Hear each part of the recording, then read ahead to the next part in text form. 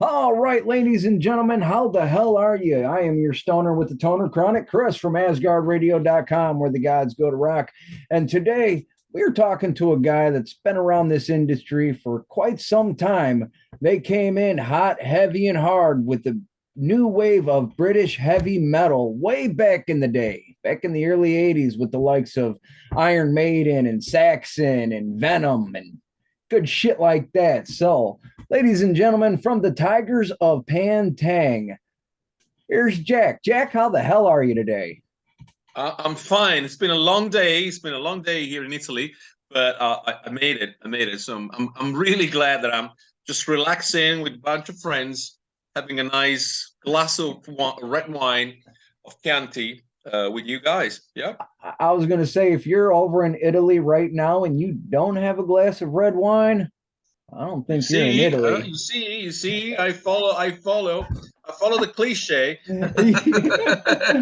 Oh, so now have you been with the Tigers of Pan Tayne since the beginning, or No, I because I know joined the the band. lineup's changed over the I would years? have been no, I would have been too small way back then. I was a fan. I was a fan way back in the early 80s because I was like 15, 16 year old, and I actually bought those albums, and not when they came out, but just a little bit afterwards, like 80, 85, 86.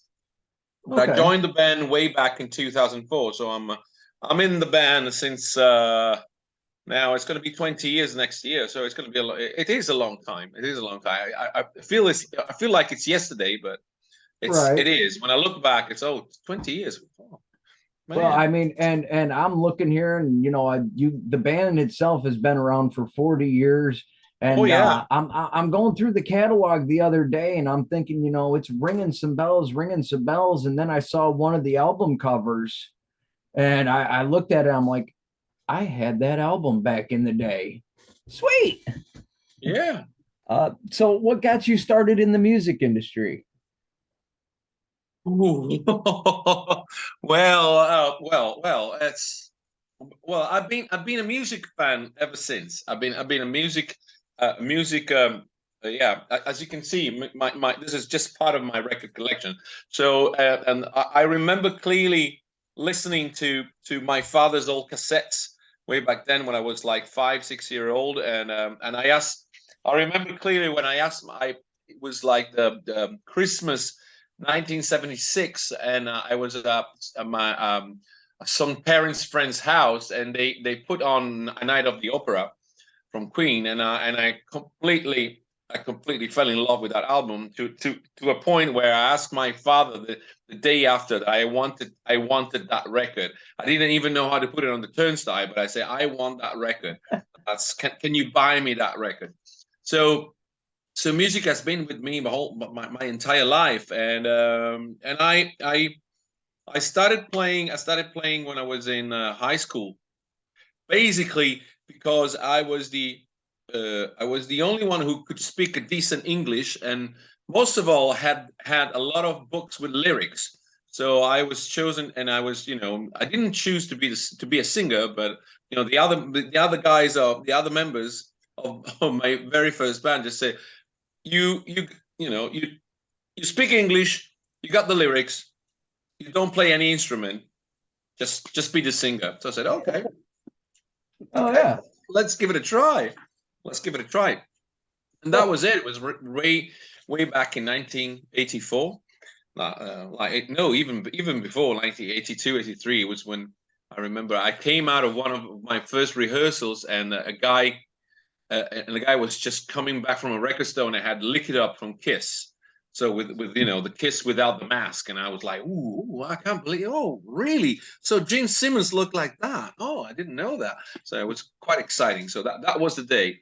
And since then, I've been in a I've been in a band since like 50, I was 15-year old. I've been in a band, and I've been gigging, and luckily at that time in Italy there was no cover band, so it was all about doing original stuff. It was about writing your own music. You could do some covers every now and then, but you were if you wanted to be in a band and you wanted to form a band, you wanted to write your own stuff. So Right. and I grew up with that, with that challenge in my head, and that goal to write original material. And I went from one band to another until in 2004 I got this great opportunity to do an audition for Tygers, which was something quite weird because I never did an audition. I was always, the chosen guy, or I was always the friend of the guitar player. So I joined the band because the people knew me. So that was my very first and only audition I did in my life, and here I am. Okay. I joined the band, and I was like, okay, because I didn't know at the beginning it was Tygers. It was like a very, very strange advertising. It was like, it was saying that a very, very well-known band from England, from the new wave of British heavy metal, was looking for a singer. So I said, oh, I'll give it a shot. Guess I never imagined I would be Tygers. And when they told me that it was Tygers, I said, oh, well, I was kind of relieved because I knew them. And so I got all the records, and I knew a couple of songs. I actually sang a couple of songs before joining Tygers. So, and that was the audition. So I went to the audition without any expectation whatsoever, and it worked. And it worked. Here I am. It's usually 19 years after. And Yeah, you guys, 19 years after, here I am. and you guys just released your new album, Bloodlines. Yeah, we're gonna release it in May the 5th. So that's the new album right after the whole, COVID experience, I would call it. And and here I am. We're back on the road. We're finally back touring. We're finally back to to do gigs and festival all over Europe. And we're really looking forward to get the first reaction from the fans and from the listeners about the new album. And we already played a couple of gigs where we played 3 songs, three new songs. Our latest single, Fire on the Horizon, then The Edge of the World, which is the song that opens the album, and it's the opener for the set. And then we decided to add also a song that has not yet been released, probably it should be the 3rd single just before the releasing of the album, and called Back for Good. And yeah, it was exciting times. Oh yeah, at last, so you guys are going to be, so you're going to be touring around Europe. Any plans for the United States? We've been there. I've been there only once with Tygers, and we played in Chicago in a festival. In Chicago, it was a really weird experience because it was like flying there, sleep, do the gig, and fly back. So it was like, hey, what's happening? What's going on? I also freaked out because I discovered that you're supposed to be staying 2 days in the United States. Otherwise, if you stay less than 2 days, you might be checked at customs. So I was freaking out for that. And I say, oh, fuck, what's going to happen? And obviously, nothing happened. I got my visa and everything, so everything was fine. But I was like, ooh, what's going to happen? Yeah, you guys weren't in Chicago long enough to get shot up. No, luckily not. No. We wanted to go for a ride, and even in the next to the near to the venue, which I don't remember. I really don't remember which was the venue, but the promoter kind of said it's not a good idea. Okay, just stay in the venue. Fine. I trust you. No problem. I'll tell you what, because Jim lives in Northwest Indiana, and I lived just southwest of Chicago for many, many years, and your promoter was right. Okay. I'm actually, well, luckily the venue was great. The bands that were playing at the festival were really good. The bar was fantastic, and right next to the venue there was a record store. So I was happy. So I had everything I wanted. So I spent a lot of time there, and then we were taken back to the hotel, and that was it. What then- year Almost was sounds it? like they might have played the exit. What year was it? Do you remember? No, I don't. I don't. I can help. I can actually No, you don't have try But you to said find record it store. out, but it was way back in 2016. The gig. So Okay. Yeah, because But- you said record store. So I'm trying to think of the record stores because I'm only 40 minutes from Chicago. okay. So I know all the venues. And 16, let's see, Asgard would have been 6 years old then. So shit, we might have covered you and I didn't even know it. I'll tell you. I'll go for it. I'll go for it because Oh, sometimes internet is useful. Sometimes not. Sometimes it doesn't. oh. Sometimes It- it's just. I'll tell you what, and I'm agreeing with Slider. It's getting to the point where I've talked to so many bands within the last 2 years. I don't even know who all I've talked to anymore. Did you? I know just what you post- mean. I know what you mean. It I happens. just posted a video I did 6 years ago. I interviewed Jelly Roll. I had no idea I interviewed him. I forgot. I got this was back before he was skinny and no face tattoos. Okay. Okay. But Wow. yeah, I just posted it on my Facebook page. Now I'm jealous. I've been trying to get Jelly Roll. Yeah, I had him in 6 years ago. So I obviously Okay. It was Okay. It was Ragnarok. The festival. There's some footage on YouTube.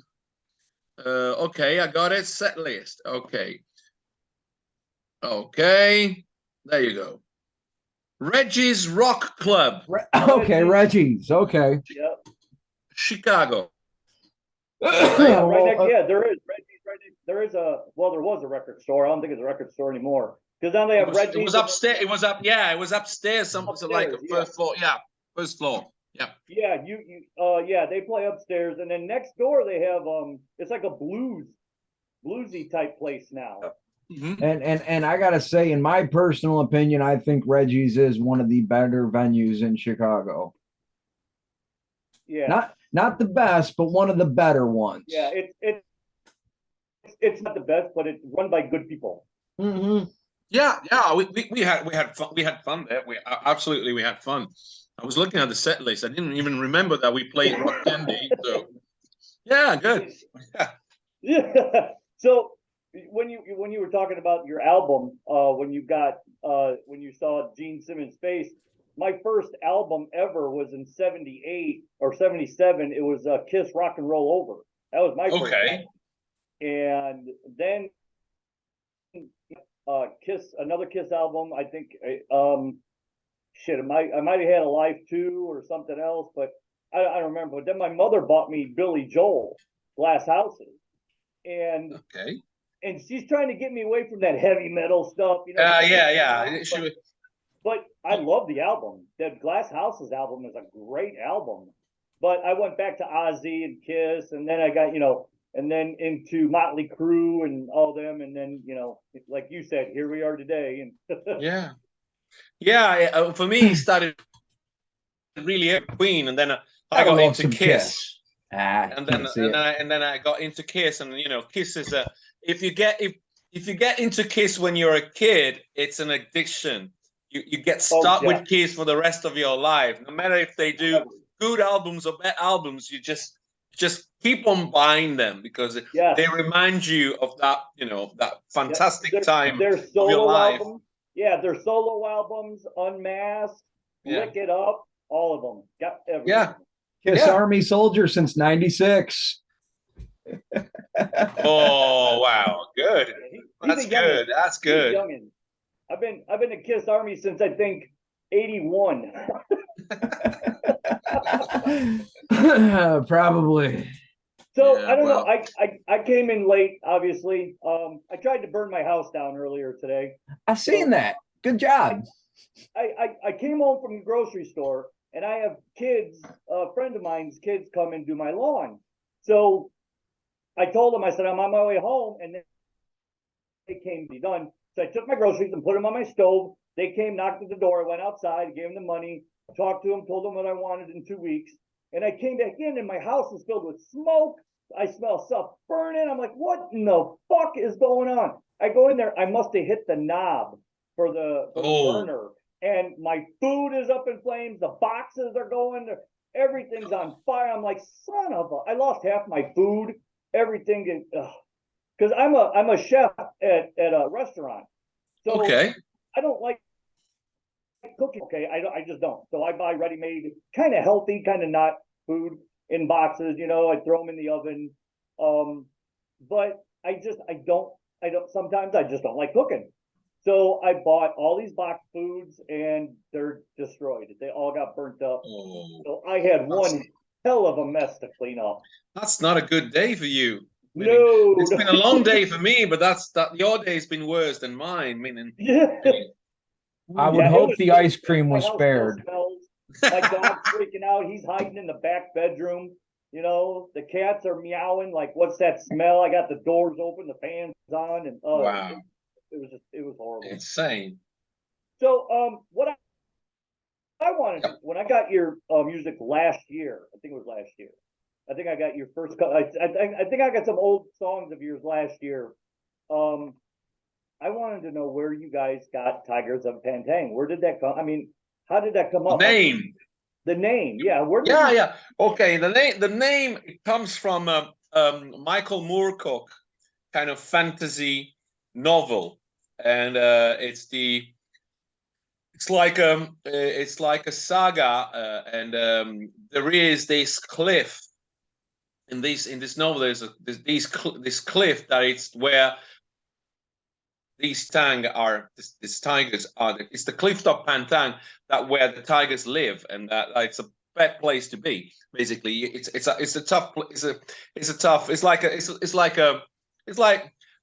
kind of novel that goes back to, and it's similar to the Lord of the Rings kind of stuff. So the fantasy kind of fantasy thing, and at that time, meaning probably the best person to ask would be Rob, who's been in the band ever since in the late 60s, 70s and everything. But they were looking for something strange. They were looking for for something quite unique, like a name that stood, and it was a time where Iron Maiden, Def Leppard, Diamond Head, these Angel Witch, this kind of bands were coming out, and they thought that time putting that kind of Oriental Japanese lettering on to the logo would work, would make people interested. Yeah. And we got stuck now with the fact that we have to have a tiger on the cover of any album that we have, so that whatever we come, even for Bloodlines, I had the idea for the title Bloodlines because I wanted to kind of consider, the Tigers have been a band with lots of lineup changes, but I keep thinking that once a tiger, the motto, once a tiger is always a tiger. So it was a good way to say no matter how many people have been in and out of the band, there is a kind of bloodline from the very first album to the last one. We keep that kind of vibe and heritage. So my idea was that. But then obviously we had to go to the graphic designer and say, okay, the title is Bloodline, but we need a tiger. Yeah, that's what you have to do. Yeah. I hope. Yeah. Bye. Well, see you. Yeah. Bye. See you in 2 weeks and see what you come with, what you came with. So now, do you like with Eddie and Iron Maiden? Do you do the tiger in different positions on the album all the time? You guys? Yeah. We have this theme of the tiger coming out. Meaning the very first album had this, tiger right in front in your face, and then we had on Spellbound, the second album, there was the tigers on the cliff, and then we had the Crazy Nights, which was done by a famous rock and design painter called Rodney Matthews, and it was like it was a sort of like a King Kong instead of King Kong, it was a tiger on top of a big tower, which was, I think it was a BBC tower in London. So it was like something like, you know, the English audibly know where that image came from. So and all through the years, there was this theme coming out, this theme of the Tigers. And when I joined the band in 2004, and the first album was I sang on it was Animal Instinct, and there was a tiger. There was a very colorful psychedelic tiger, and from that still, then we got back Rodney Matthews doing, which was a kind of new version of Spellbound, but all in red. And then we had 2016 album, A Tiger on Top of the World, and what is it? Ritual. And Ritual, we got the idea of you know, we took the inspiration from the Japanese war masks, and we had somebody designing like a Japanese war mask that would look like a tiger, and that was it. And and then this tiger bloodlines with this tiger who's kind of it's like somebody says it's like a zombie tiger, because it's a tiger that is getting back all his blood inside of it, inside to, and you know, kind of rebirth kind of thing. So, and that was it. Okay. Yeah, I was just curious because when I first got it, I before I read the whole bio, I got the email and it said Tygers of Pan Tayne, and I'm like, oh, they must be from, like, you know, like Indonesia or, you know, somewhere in yeah. I saw it, I'm like, so when I played you guys that night on my Tuesday night show, I'm like, what? I didn't. Yeah, I'm like, I really got to talk to these guys and figure out what's going on, and you know. But it's great. Happened. It's great because it's fun for me. For me, it's fantastic when I hear these kind of stories. When I hear that, you know, Tygers of Pan Tayne have been there a long time, 40 years, and they've been in the new wave of British heavy metal, and they've been kind of they were there where when, you know, the big album were coming out, where the big rumors about the new wave of British heavy metal. But at the same time, there's a lot of people who doesn't have a clue who Tygers of Pan Tayne were and are now. So it's exciting. There are actually exciting times, and that's the reason why we never stop releasing new stuff, because we always thought that we don't want to be like a retro band that just go to meaning in Europe there's a lot of festival where you can go and see old bands that you reunite for just one gig or a couple of gigs, and just do their very first album in, you know, from the song. And we always I mean, it's nothing against them, but we always thought that it would be it would make more sense to us to just keep on playing and keep on writing new stuff and trying to find a balance. So, and that's what our set lists are all about. It's like, you know, we play obviously the old stuff, and we love to play the old stuff, but at the same time we like to mix and match, because there's a lot of people who maybe have heard about the Tigers but don't what the music was way back then. So they might be even more interested in what we do now. Yeah, like I said earlier, your name when I first heard it was ringing all kinds of bells, and then I went through your albums and stuff, and the minute I saw the cover artwork for Crazy Nights, I had that album. Yeah, but I understand it. I get it. There's a lot of people. There's a lot of also other musicians I've been talking to that they used to have that at least one of those albums, you know, Wildcat or Crazy Nights in their collection, where they were young, you know, before becoming musicians, and that's it. Yeah, absolutely. It's just the fact, you know, the new wave of British heavy metal was a really interesting movement, because there were really a lot of bands, different bands. There was a lot of and there was a lot of chances for bands to record and to release albums at that time in England, and obviously there was what the band that remained are the ones that obviously made history more than the others. So when you think about Iron Maiden, they're still there, up and running, or or bands that, or like Def Leppard, meaning Def Leppard do Motley Crue, and they're all sold out, big arenas and everything. And then you have bands like Venom, who were absolutely seminal, meaning they were the first one to have that kind of look, that kind of rawness in the recording and everything. And so it was a special time when I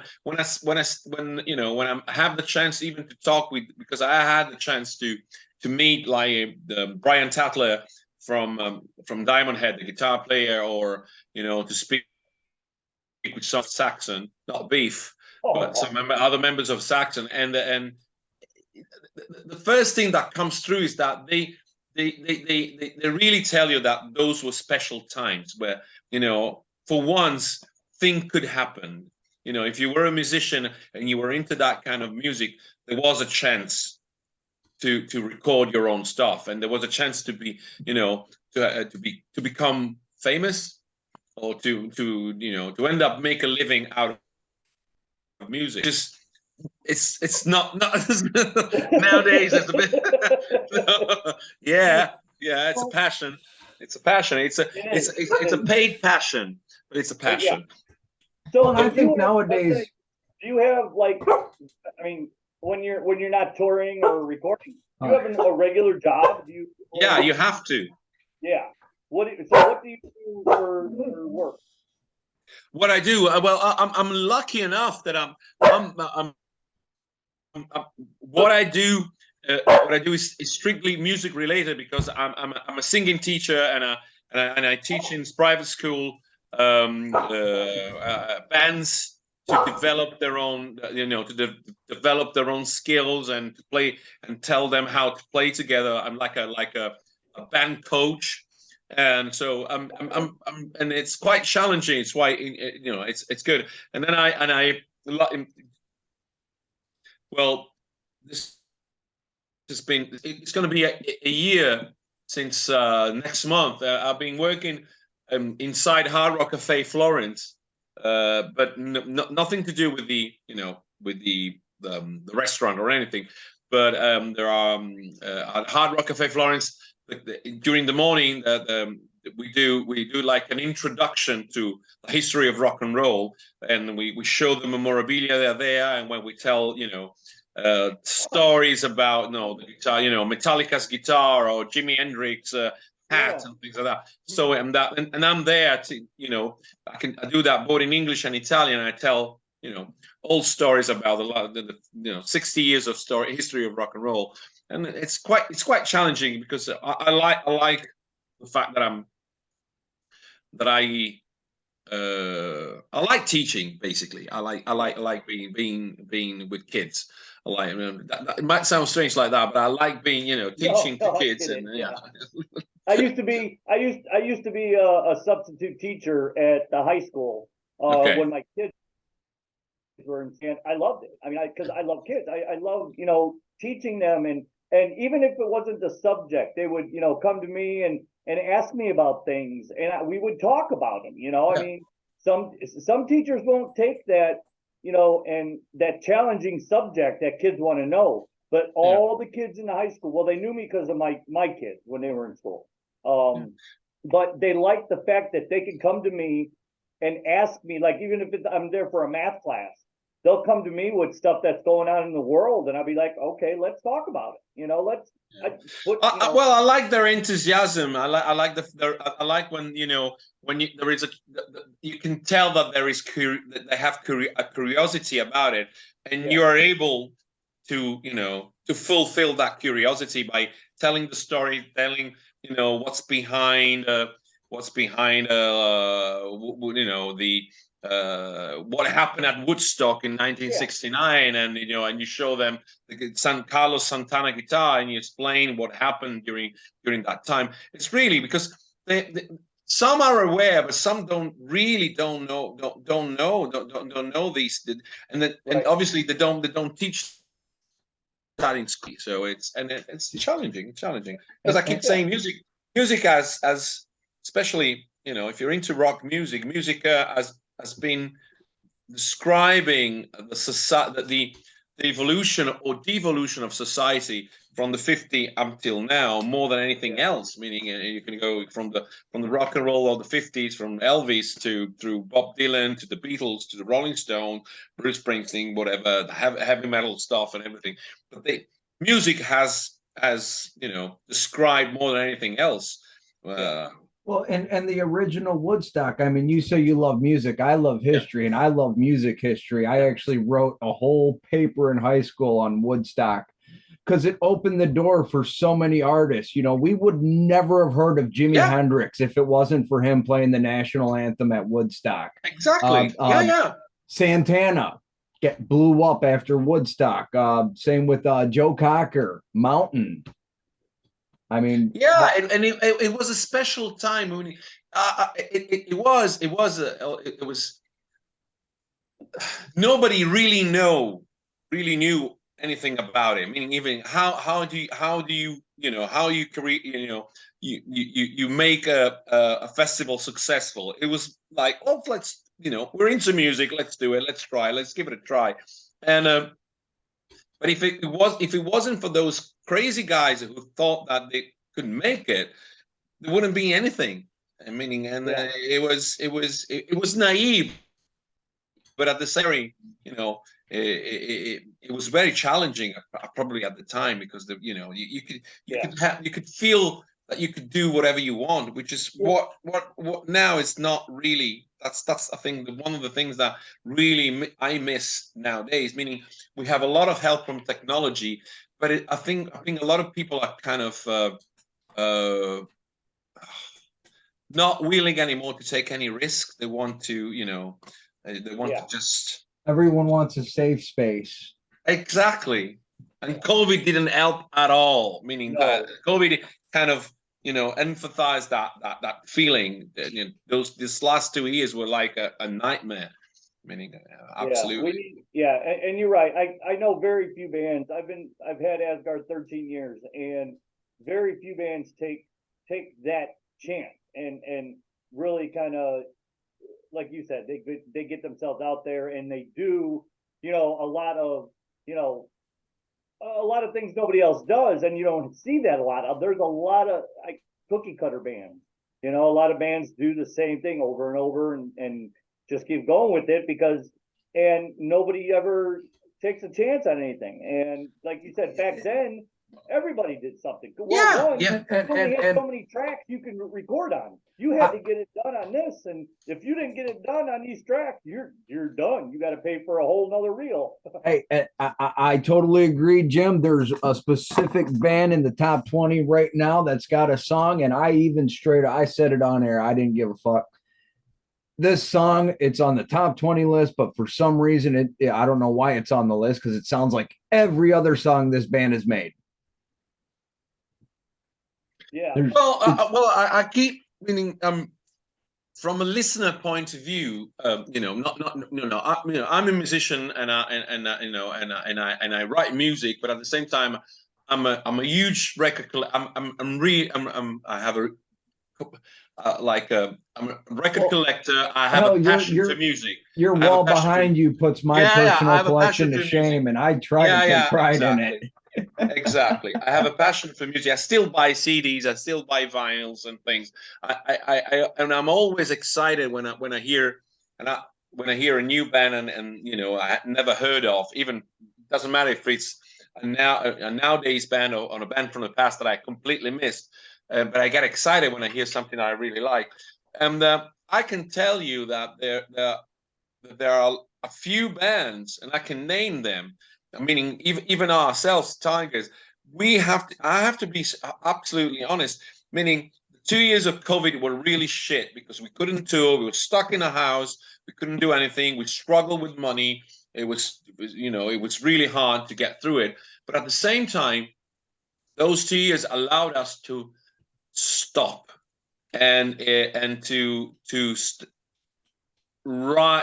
concentrate on writing new stuff, having the time to write new stuff, and having the time to write more songs than ever, because at the end, the album that you've been listening to, Bloodlines, there are 10 songs, but for the first time ever since I joined the band, we had the time to write 20 songs, and to choose the best ones, instead of having, how many songs do you have? These 10. Are they all good? Yeah. We think so, but these are, there's no other option. Yeah. And I think there are a lot of other bands, like, I named the one that to me really stuck, it's really the last record I really enjoyed is Saxon. The latest Saxon album, Carpe Diem, was the first one that you could tell it was, since they have completely stopped their routine of, an album, 2 years tour, an album, 2 years tour, that kind of routine. And they had 2 years to write the album. The album is better. It's more inspired.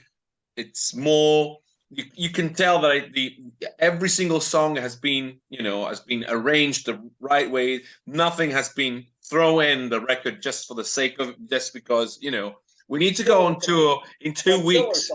Exactly. Exactly. Well, and I think there are other bands that have kind of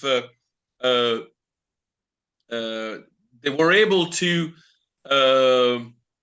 get the positive out of the bad times of COVID by writing good stuff, writing more and more, and writing more stuff, and writing better songs instead, because they were not forced into the same routine that a band has to follow if a band needs to make a living just out of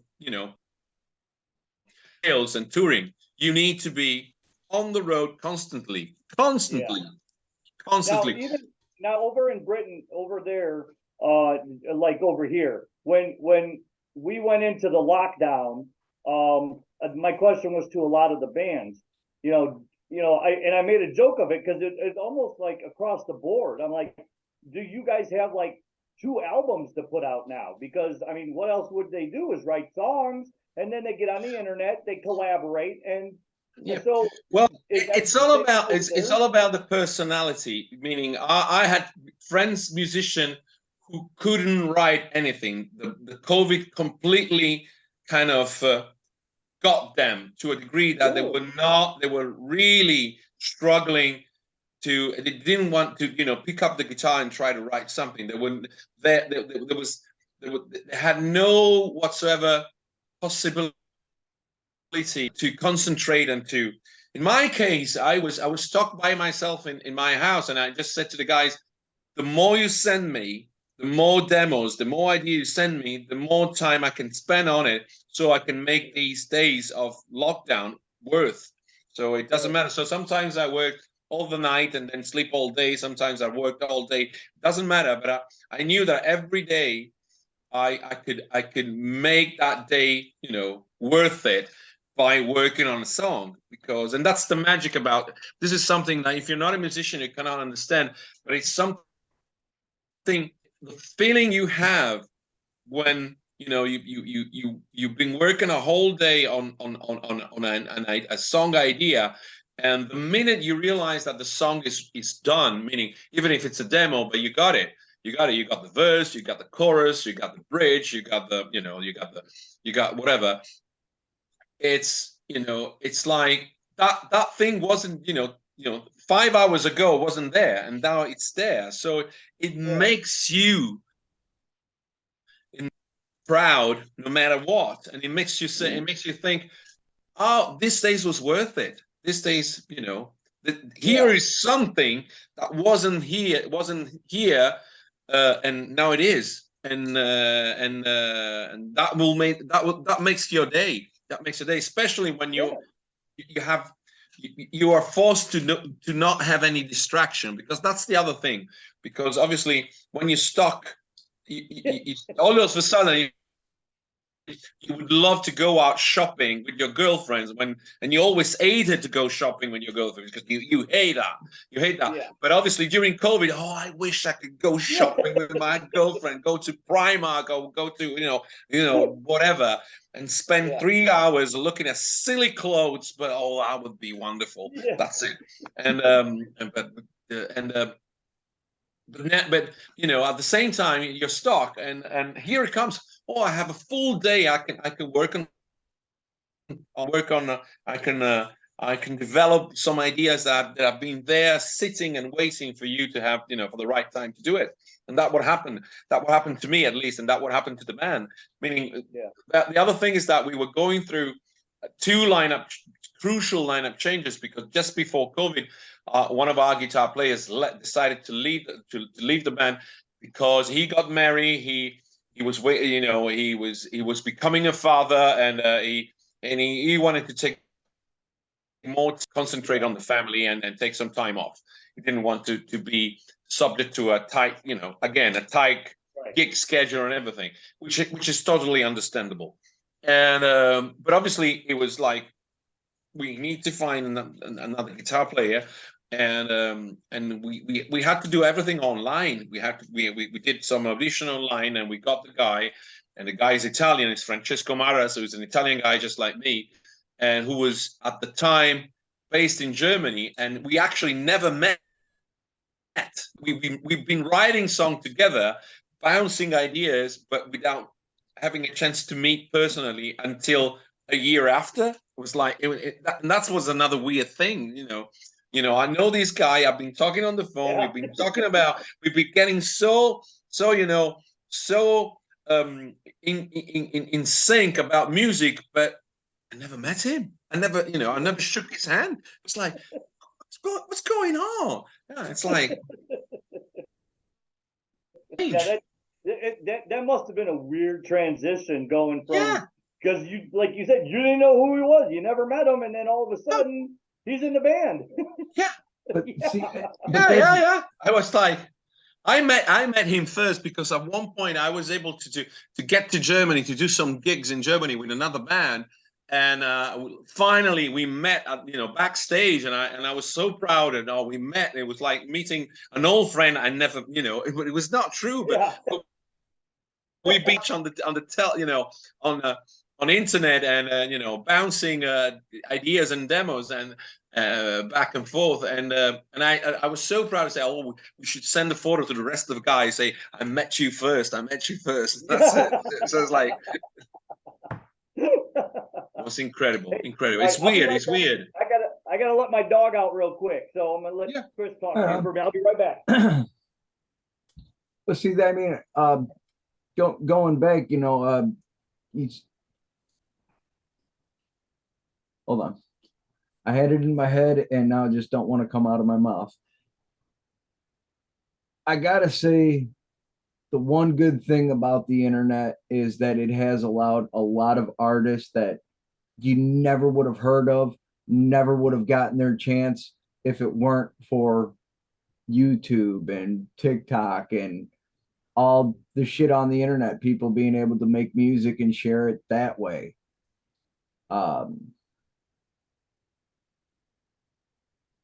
Because you have to. Oh, you see, it's difficult. It's difficult because technology at one point just goes too fast. It leaves you behind. No matter if you try to keep yourself updated. So, for instance, I don't have a fucking clue how TikTok works. I have my students who are really into TikTok, and I looked at them, and I asked them, how does it work? What's behind that? How do you use it? What's the purpose of doing TikTok instead? Because I get Facebook, obviously, and they look at me, you like Facebook because you're an old man. Facebook is for old men. Okay, great, thank you, got it. Well, see, and I need. If you ask me, I mean, Jim's got TikTok, and I know a few other people that have TikTok, but I think a lot of TikTok is just like they're saying the new challenge, the newest thing is to run up and ring someone's doorbell and run off. We were playing ding dong ditch way back when we were kids, so don't No. say that's a new thing. Well, that's the well, that's something I see when I go when I teach a hard rock cafe or I teach or I teach at school. Meaning, there's a lot of the one thing I keep on saying is that it doesn't matter what you like, and it's absolutely fair that you might like something something like a musician or something that is totally actual. And I that I'm older, I can tell that that's where it comes from. So that's not the problem. I wish that young people had the curiosity to go back and then know where things come from, and then they can decide if whatever they like. And when it comes to personal taste, that's personal taste. There's no problem whatsoever. Meaning, you can like a band. I don't like it. It's fine. There's nothing bad about it.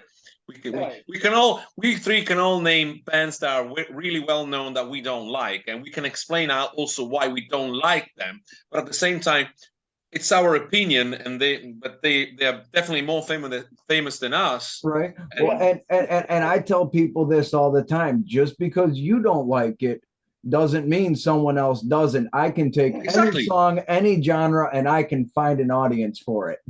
Yeah, exactly. It's about taste. What should be important? It should be the knowledge that you should have to know where the artist come from, what it meant, the I would say the value it has, and then say meaning. And I can I can be the first one. I'm not a great fan of Bruce Springsteen, but that doesn't mean that I don't respect Bruce Springsteen. I don't listen to him. I don't like him. I don't like who died and made him the boss. Exactly, but he's the boss, and that's it. And he was and there's a reason why he became that famous, because he was able to talk to a generation. He was able to address some kind of he had a great songwriting skills. He was fantastic live, and that's it. But at the same time, do you listen to Bruce Springsteen? No, I prefer Tom Petty and the Heartbreakers. That's it. Yeah. Like my band, that talking about bands you hate, I can't stand Nirvana. I knew that one was coming. The worst band I ever heard in my life. And I can't. There's nothing there. You can't understand them. It's just, and I tell people that, and they're like, "Oh my God, how can you not like them?" I just don't. You can like them all you want. I don't care. I can't. That's my number one band I don't like. I can't. But I don't even play them. You don't like it. You don't get it. You don't connect, because music is about connection. And sometimes, again, but at the same time, I'm probably that they were specific time. They meant a lot to a lot of people. But I was like you, meaning I always prefer Soundgarden at that time. I was into more the heavy, the grunge, all the grunge movement. I was more into the heavy stuff. I was more into Alice in Chains and Soundgarden. I liked those because they reminded me of Black Sabbath. They reminded me of bands that were great in the 70s. That was in our generation. Yeah, exactly. Yeah, in our generation, that's. And it is a generational thing. I mean, we grew up in the 70s and 80s, so we had all those bands. And then the 90s came, and I always joke. I do a Throwback Thursday show, and I always joke I play 50s, 60s, 70s, and 80s, but I don't do much 90s because not much happened in the 90s, So it's just, but Nirvana, it's like nails on a chalkboard. I can't. It's your turn now, Chris. To say a band you don't like. Yeah, but Okay, Chris, your turn. Which one is yours? You know what? I'm trying to think, and I know I joke around with all the mainstreams on the bands, but I'll be honest, I do like Nickel Suck. I like Okay. I like Five Finger Donkey Punch. Yeah. Yeah. Although every single song sounds like the last one. I mean, I really can't think of a band that I didn't like anything they did. I mean, every band I can think of has that one song that I just really like, and so it made me like the band. That's good. That's good. That's good. That's good. That's good. Oh, yeah, that's awesome. But That's it's open minded. You really go. Your passion allows you to be really open minded. that's what I Look tell for the all things that you like. and I Yeah. tell all the new bands because like tonight is usually new to use days. All the new bands, new songs. We have bands from 70 countries now, and I have no talent. I have absolutely no talent. I can't sing. I don't play the drums. I don't play guitar. I got nothing. The only thing I can do is bullshit. That's my biggest talent is just talking. So when bands come to me and say, will I'm absolutely. I won't tell anybody they're bad. I will give, you know, constructive criticism because I have an ear for music, but I will never to ever tell anybody they suck because I can't do anything.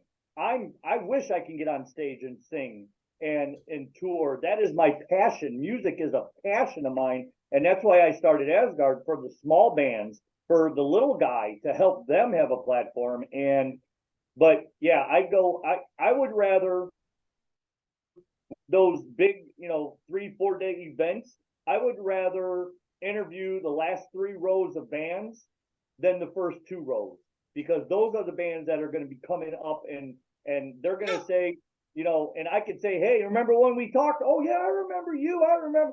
And that's what I like is we have that platform for those new bands, and that's what I like to hear when bands tell me.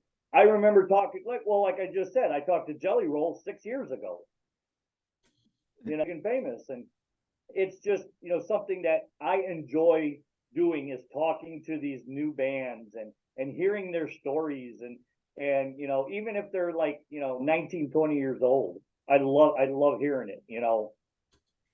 Right. Oh, Or yeah, even the I get it. ones that have been around for a minute, but you haven't heard of them because they've chosen to stay an independent band. They don't have a record label. They produce Right. and make their own music. So, and I mean, there's so many good ones and out. that's really brave. That's really brave because it's true that now you have technology, you have the possibility through internet to to build up your audience and everything. But it's hard work. It's hard work. Yeah. It's hard work because sometimes you have big figures on internet, views and things, but then you go play live, and how many people are actually showing up at a concert? Sometimes numbers on the video and on online, but not that many when you go back to play live. Yeah, you're right. Yeah, you're absolutely right. All right, now I got to go let my dog in, so I'll be right back again. Oh, that's all good. And see, and it's especially hard. And I'll tell you what, because I'm from the time before the internet, and I know the internet is handy and it's fun to have, and I love being on the internet. But at the same time, every so often, I actually take a day or two just to turn off all social media and focus on what's around me right here, right now. I mean, I got 7 acres of woods in my backyard. I'll just go walk in. I mean, I sometimes you got to shut off the internet, shut off the TV, and go the fuck outside sometimes. Just listen to a good, turn on your turnstile and listen to a good old vinyl. Just wait, that just as way back then. or go back to pick up a record that you haven't been listening, a CD you haven't been listening in a long time, and go for it, because it's the experience of listening to music, and most of all to find the time, because that's, I think, it's the thing that it has changed. People listen to music, but they listen in a complete different way. We are coming from a generation that you can take off time to listen to a record, because you wanted to listen to the whole record, side A, side B, or the whole CD, and so you were planning to have an hour devoted to listening, not doing anything else but listening to the record, looking at the record sleeve and everything. A lot of music now is like a soundtrack. It's like a soundtrack to your life, but it's like in the background while you're doing something else. Meaning, even for me now, it's hard to find during the weekend, if I'm not touring, to listen to music. Otherwise, the only time I can listen to music is when I'm driving and I'm stuck in traffic, from one school to another, and but at the same time, that's the only time I can have to listen to music, to turn up the volume and just, oh yes. I don't necessarily have to have the volume turned all the way up. My wife gets so pissed off at me because I'll be sitting there watching TV, but I'll have an earphone sitting on my shoulder with something playing, or I'll just have some real quiet music in the background. No matter what I'm doing, there's got to be music playing. And she'll sit there and, how can you watch TV and listen to the music at the same time? So, well, I'm paying attention to the TV, but if the right song comes on, I pause the TV and turn it up for a minute. Yeah. Good. Yeah. And see, I'm the one that all the emails come to. So I listen to music all day, every day. When I'm not at work, I'm at home, I'm listening, I download it, I send it out to the DJs. I listen to music all the time. Now, when I'm in the car is the only time I don't listen to music. See? It's the only time, really, because I'm at home listening to music at least 5 hours a day. Wow. So I hear music all the time. But what I like about it is that I get to hear new bands and new music, and that's my thing. That's what I love to hear, and so when I'm in my car, I'm like, you know what? I don't want no music. But when I get to work, before the restaurant opens, those 2 hours that I have to prep to open, I got music playing. I'm in a good mood. I'm playing music. I'm listening to new stuff. But in my car, I listen to like sports radio or the news or something, because that's my getaway from everything.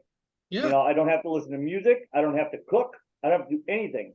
But when I get home, I'll get something to eat, and then I'm back to listening to music. So, but I love listening to new stuff. Oh my God.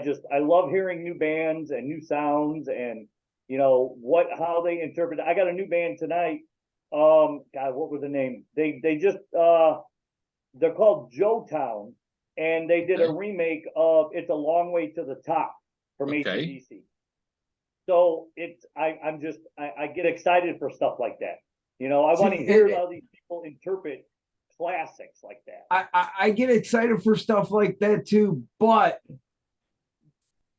in my opinion, and I'm sorry to say, there are certain songs that just don't need to be covered.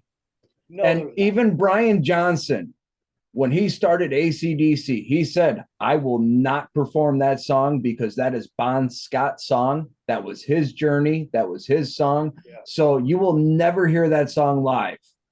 And in my opinion, it's just, there's certain songs. Well, it's, again, yeah, it's true. There's some songs that, you got, how can you do it better? At the same time, is sometimes the songs mean so much to the musician that they feel like it's not just an honor, but it's also it's a way of paying tribute. Yeah, I was going to say, no, I'm also at the same time not against a respectable tribute, as long as it's done right and proper. but obviously, you know, there's some songs that are personal. I understand what you mean by, you know, by a long way to the top. That's really Bon Scott kind of, you know, Yeah.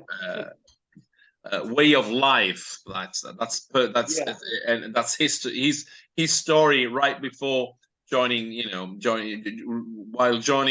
before joining AC/DC, and you know, at the beginning of AC/DC, it was like, it's probably what he felt every night after the show. Like, what am I doing? You know, I want to do it, but it's so tough. Meaning, it's Yeah. it's not easy. It's not Right. easy. But at the same time, too, that is one of my favorite songs to listen to, strictly because of the bagpipes. Yeah. Yeah. Now, there's a band called Eva Under Fire, and they redid a Journey song, and they knocked it out of the park. They killed it. If you look them up, they're I think they're from Wisconsin here in the States. Yeah. And they killed it. She is a female-led rock band, and I interviewed them on their first concert. And Wow. yeah, it had to be 5, 6, 7 years ago. And she was just this little bitty thing with this huge voice. And we're in this Journey band. Oh my God, it is so fantastic. It's just stuff like that. And she did it her way, but they still kept this kind of like the same music and tempo. But she killed it. She really did. And I was so impressed by her. I'm not big on remakes, and but she definitely paid tribute to Steve Perry on this one. See, now I love covers as long as it's the right cover and done right. Yeah. Like Gabriel and the Apocalypse doing Midnight Oil, or even Daughtry going Separate Ways. Yes. That we was got great. a lot of bands that we play that they're smaller bands that cover, you know, music, and they just do a fantastic job of what they do. You know, they bring it to their own, but they're still paying tribute to the original. So yes, with Beds Are Burning, that's what she did. She made it metal with yes, a little tribute. Yeah, Lindy made it metal, and she did a great job. So, but well, it looks like we're about to wrap things up here. I know it's really late over there. Shit, yeah, I didn't realize it was 6 o'clock already. Yeah, where can we find all your stuff? Where can we tell people to get, you know, old albums? Well, you can Tygers of Pan Tayne site, www.tygersofpantayne.com. You can pre-order the albums directly from us, and if you pre-order from our web store and from our, you know, personal store, you get some treats. Meaning that's not just the album. If you pre-order the album, you'll get some gadgets and something extra. And you can get all the on the website. You can get all the gigs and that we have planned to play. We're going to play some pretty good shows in pretty good festival. There was one in Spain called Rock Imperium, and we had 3 days fantastic with Kiss, Deep Purple, Halloween playing, and we are in the bill. We are on the bill, so that's fantastic. We're really happy. We're really happy, and we're gonna play a bunch of shows in Sweden and Norway, Germany. We're gonna headline in May the festival that has been created by our record label by Mighty Music. So it's a Nordic Noise, and we're gonna headline, and that will be, I think it's gonna be right after the official release date on the 5th. We're gonna release on the 5th of May our album, and we're gonna be the following weekend. We're gonna be in Sweden, in Denmark to play. So it's gonna be pretty good. Have them talk to them and tell them to send us your tour dates, and we'll help promote it. Because we have a lot of listeners in the Norwegian area. We got a lot of listeners in Europe, and so I mean, we're gonna be we're going to be in Norway, in Denmark on the 13th of May, and on the 14th we're going to be in nearby in Sweden, and then we're going to play some places on the 14th, so that on May, and then we're going to be back in Sweden during the summertime because we are being invited to a festival, and we will really look forward to coming to America. And it's all about, it's not about the music, it's about the logistic, getting everything worked out properly. But we would love to do at least some festival, a bunch of festival in the US, because we know there are a lot of fans that would love to come and see us. So and let us know. I mean, literally, because will help. We will definitely promote and market all your shows, no matter where they're at. I mean, it don't matter. We'll put it out there. I'll speak to Fernando, who is the guy who's taking care of all the interview, the guy you've been talking with the when you come with the record label, and I'll tell him to send you all the details or whatever, and we can we can have a chat further on. I mean, I'm really we right before COVID, we were supposed to be going to Australia, and everything just the whole idea disappeared because of COVID. We finally, probably in December, we're going to go to Mexico, and we're going to play a big festival in Mexico that was supposed to be, on right before COVID, like in May 2020. So luckily, with this year, things are going to move.